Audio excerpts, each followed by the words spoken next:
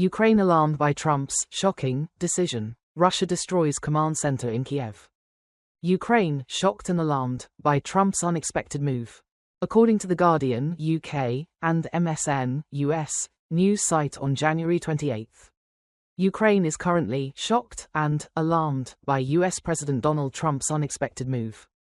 Previously, on January 24, the content of the memo sent by U.S. Secretary of State Marco Rubio to his subordinates stated that the U.S. decided to suspend most foreign aid, including Ukraine, except for emergency food assistance and military aid to Israel and Egypt.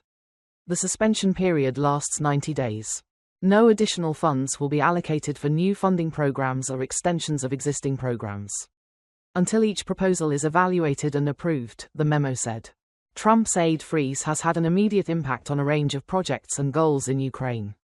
For nearly 3 years, Ukrainian soldiers, veterans and their families, many of whom are in a state of turmoil and on the brink of suicide, have relied on a US-funded hotline to connect with trained mental health, legal and medical professionals, according to the Washington Post.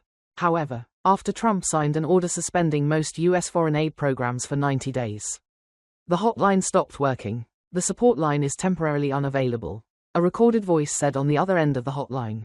The Veterans Center thanks you for your trust. Counselors will be back as soon as possible. The Trump administration's abrupt move has left many countries in a state of uncertainty as they seek to continue many programs without the funding they have enjoyed for years. For Ukraine, the situation is particularly precarious.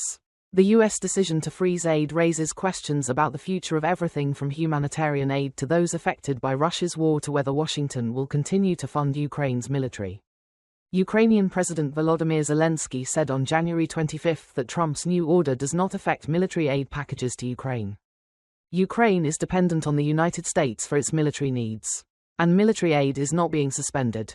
Thank God, Zelensky said at a press conference with his Moldovan counterpart Maia Sandu on January 25. However, in an article published on January 28, The Washington Post quoted a U.S. congressional aide familiar with the situation as saying that Trump's order appears to include a halt to U.S. foreign military funding for Ukraine, as well as direct bilateral economic assistance. According to the newspaper, assessing the full extent of the consequences of the Trump administration's surprise decision on Ukraine is becoming more complicated because many affected organizations are refusing to speak publicly. They are concerned that they may face serious consequences during the U.S. government's review of aid packages if they are seen as criticizing the Trump administration.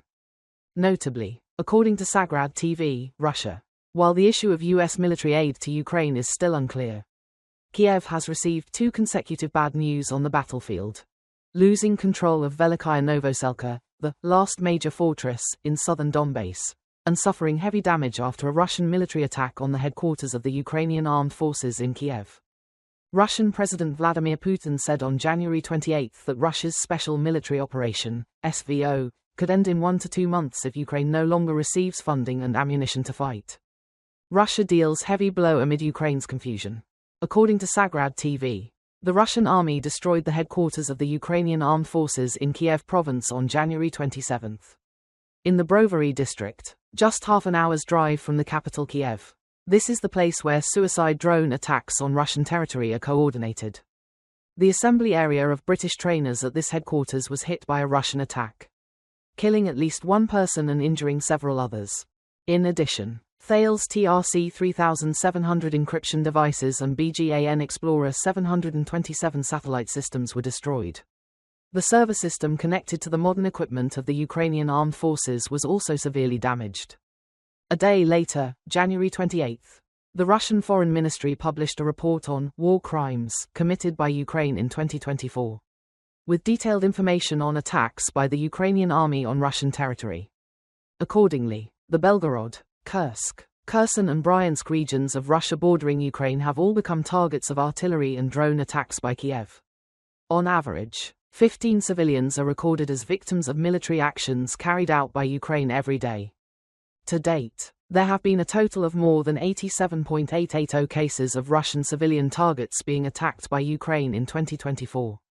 On average, the Ukrainian side conducted 240 airstrikes on Russian territory every day during the year, using the entire available arsenal provided by the West, the report stated. Rodion Moroshnik, An official assigned by the Russian Foreign Ministry to document Ukraine's alleged actions said that UAVs were the second most used weapon by Kiev, after NATO's 155mm artillery shells, to attack Russian civilians, causing significant casualties.